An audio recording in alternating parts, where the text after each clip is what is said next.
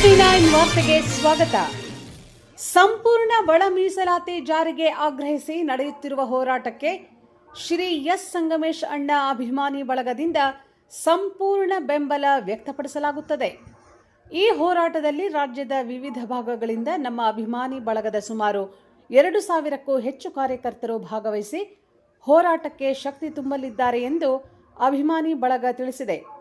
ಸಂಪೂರ್ಣ ಒಳ ಮೀಸಲಾತಿ ಜಾರಿಗೊಳ್ಳುವವರೆಗೆ ನಡೆಯುವ ಈ ಹೋರಾಟದಲ್ಲಿ ಸಕ್ರಿಯವಾಗಿ ಭಾಗವಹಿಸಿ ಸಂಘಟನೆಗೆ ಬೆಂಬಲ ನೀಡುವುದಾಗಿ ಬಳಗ ಘೋಷಿಸಿದೆ.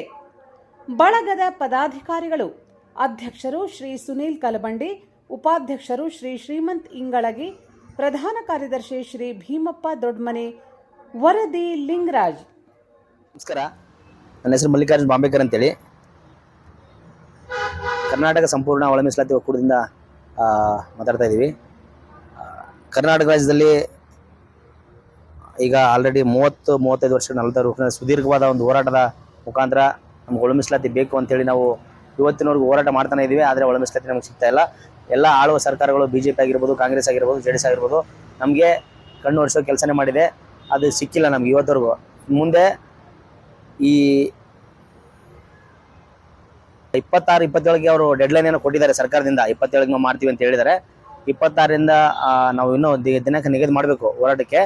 ಅದಾಗುತ್ತೆ. 27ಕ್ಕೆ ಏನಾದರೂ ಒಂದು ವೇಳೆ ಆಗಿಲ್ಲ ಅಂತಂದರೆ ಒಳ ಮೀಸಲಾತಿ ನಂತರ ಈ ರಾಜ್ಯದಲ್ಲಿ ಮಾದಿಗರು ಹಲವಾರು ಜನ ಪ್ರಾಣ ತೆತ್ತಿದ್ದೀವಿ ಈ ಹೋರಾಟದಲ್ಲಿ. ಮುಂದೆ 27ನೇ ತಾರೀಕು ಏನಾದರೂ ಒಂದು ವೇಳೆ ಆಗಿಲ್ಲ ಅಂದರೆ ಬಹಳ ಸುದೀರ್ಘವಾದ ಹೋರಾಟ ಮಾಡ್ಕೊಂಡು ಬಂದಿದ್ದು ಸಾಕಾಗಿದೆ. ಇನ್ಮೇಲೆ ಇಷ್ಟು ದಿನ ನಾವೆಲ್ಲ ಶಾಂತಿ ಹೋರಾಟ ಮಾಡ್ಕೊಂಡು ಬಂದಿದ್ದೀವಿ. ಯಾವುದೇ ಅನಾಹುತಕರ ಘಟನೆಗಳು ಆಗ್ಬೋದು, ಅಹಿತಕರ ಘಟನೆಗಳು ಆಗಬಾರ್ದು ಅಂತೇಳಿ ಇನ್ಮೇಲೆ ಏನಿದ್ರು ಕ್ರಾಂತಿ ಹೋರಾಟ ಆಗುತ್ತೆ ಈ ರಾಜ್ಯದಲ್ಲಿ ಮಾದಿಗ ಸಮುದಾಯದಿಂದ. ಸರ್, ಈಗ ಕ್ರಾಂತಿ ಹೋರಾಟ ಅಂದ್ರೆ ಯಾವ ರೀತಿ ಮಾಡ್ತೀರಾ? 27ರಿಂದ ಅಹೋರಾತ್ರಿ ಧರಣಿ ಮಾಡ್ತೀವಿ ಮೇಡಮ್ ನಾವು ಫ್ರೀಡಂ ಪಾರ್ಕ್ನಲ್ಲಿ. ಸರ್, ಇದು ಕ್ರಾಂತಿ ಮಾಡ್ಕೊಂಡೆ. ಈಗ ಕ್ರಾಂತಿ ಹೋರಾಟ ಅಂದ್ರೆ ಏನು ಗೊತ್ತಾ ಮೇಡಮ್, ಇಷ್ಟು ದಿವಸ ನಾವು ಶಾಂತಿ ರೀತಿಯಿಂದ ಹೋರಾಟ ಮಾಡ್ಕೊಂಡು ಬಂದಿದ್ದೀವಿ. ಅದು ಸರ್ಕಾರಕ್ಕೆ ಬಿಸಿತ ಮುಟ್ಟಿಲ್ಲ ಅಂತ ಅನ್ಸುತ್ತೆ ನಮಗೆ. ಯಾಕಂದರೆ ಅವರು ಇನ್ನೂ ನಮ್ಮ ಕಣ್ಣು ವರ್ಷ ಕೆಲಸ ಮಾಡ್ತಾ ಇದ್ದಾರೆ.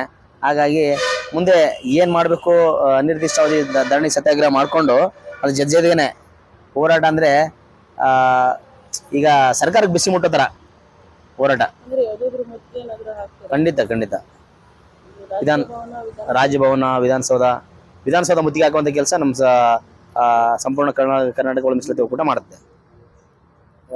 ಸರಿ, ಈ ರೀತಿ ಈಗ ಲಾಸ್ಟ್ ಫ್ರೀಡಂ ಪಾರ್ಕ್ ಅಲ್ಲಿ ತಾವು ಹೋರಾಟ ಮಾಡಿದ್ರಲ್ವಾ? ಹೌದು ಮೇಡಮ್. ಅವಾಗ ಅಹೋರಾತ್ರಿ ಹೋರಾಟ ಅಂತ ಹೇಳಿದ್ರಲ್ಲ? ಅಹೋರಾತ್ರಿ ಹೋರಾಟ ಅಂತ ಅದು ಅವರು ನಮಗೆ ಅವತ್ತಿಗೆ ಆಯ್ತು, ನೀವು 27ನೇ ತಾರೀಕು ನಮ್ಗೆ ಟೈಮ್ ಕೊಡಿ, 27ನೇ ತಾರೀಕಿಗೆ ನಾವು ಎನಿ ಕಂಡೀಷನ್ ನಾವು ಸಚಿವ ಸಂಪುಟ ಸಭೆ ಕರೆದ್ಬಿಟ್ಟು ನಾವು ತೀರ್ಮಾನಕ್ಕೆ ಬರ್ತೀವಿ ಅಂತ ಹೇಳಿದ್ದಾರೆ. ನಾವು ಅದಕ್ಕೆ ಕಾದು ನೋಡ್ತಾ ಇದ್ದೀವಿ 27ನೇ ತಾರೀಕುವರೆಗೂ.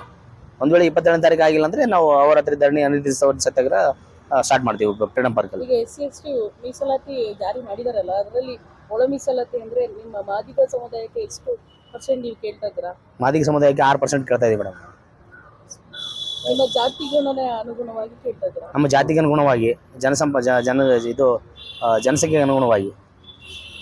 ಈಗ ಎಷ್ಟು % ಮೀಸಲಾತಿ ಇದೆ ಅಂತ? ಯಾವುದು? ಈಗ ಒಳ ಮೀಸಲಾತಿ ಯಾವುದು? ಅದರಲ್ಲಿ 6% ಇದೆ ಮೇಡಮ್. 6, 4 ಒಂದಾಗಿದೆ. ಈಗ ಮೊದಲು 14% ಇತ್ತು. ನ್ಯಾಯಮೂರ್ತಿ ಸದಾಶಿವ ಆಯೋಗದ ವರದಿಯಲ್ಲಿ 6, 5, 3, 1 ಅಂತ ಇತ್ತು. 6 ಮಾದಿಗರಿಗೆ, 5 ವಲಯರಿಗೆ, 3 ಬೋವಿ ಲಂಬಾಣಿ ಕೊರ್ಮ ಕೊರ್ಚೆಗೆ ಅಂತ, 1 ಬೋವಿ ಲಂಬಾಣಿ ಕೊರ್ಮ ಕೊರ್ಚೆಗೆ ಅಂತ ಇತ್ತು. ಅದು ಈಗ ಮಾದಿಗರಿಗೆ 6, ವಲಯರಿಗೆ 6, ಮತ್ತೆ 3ರಲ್ಲಿ ಬೋವಿ ಲಂಬಾಣಿ ಕೊರ್ಮ ಅಂತೇಳಿ, ಆಮೇಲೆ 1ರಲ್ಲಿ ಅಲೆಮಾರಿ, ಅಲೆಮಾರಿ ಅಂತ ಬರ್ತದೆ. ಹೀಗಾಗಿದೆ. ಅದನ್ನ ನಾವು ನಮಗೆ 6% ಅವಾಗ ಸಿಗ್ಬೇಕಾಗಿತ್ತು, ಇವಾಗ ಸಿಗ್ಬೇಕಾಗಿದೆ. 6% ನಮ್ಗೆ ನಮ್ಮ ಪಾಡು ಕೊಡಿ ಅಂತ ಕೇಳ್ತಾ ಇದೀವಿ. ನನ್ನ ಹೆಸರು ಮಲ್ಲಿಕಾರ್ಜುನ್ ಬಾಂಬೇಕರ್ ಅಂತ.